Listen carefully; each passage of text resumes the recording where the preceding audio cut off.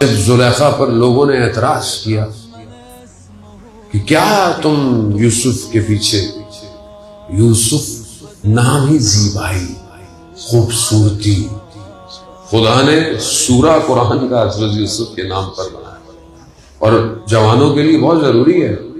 روایات میں ہے کہ اگر آپ عفت اور پاک دامنی جوان چاہتا ہے سورہ یوسف پڑھا کریں۔ خواتین کے لیے سورہ نور ہے کہ وہ چاہتی ہیں اگر ان کی پاک دامنی عفت رہے تو سورہ نور پڑھیں۔ حضرت یوسف کے لیے زلیخا کو کہا کہ کیا ہے آپ اس کے لیے؟ اس نے کہا اچھا میں تھوڑی دیر کے لیے یوسف کو بلاؤں گی، انار اور چاقو، جیسے ہی یوسف کو دیکھنا انار کاٹ دینا۔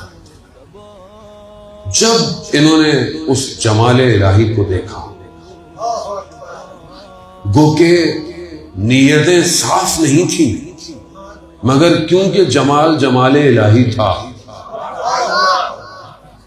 انگلیاں کٹ گئیں، پتہ نہیں چلا جمال الہی کو دیکھتے ہوئے۔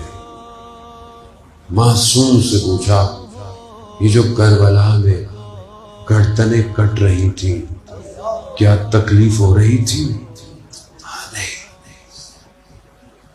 وہ یوسف زہرا کو دیکھ رہے تھے۔ وہ حسین کا جمال، ان الحسین مصباح الہدی والسفینۃ النجاۃ، جو حسین کو دیکھ رہا اس کے بدن کے ٹکڑے ہو گئے، انہیں احساس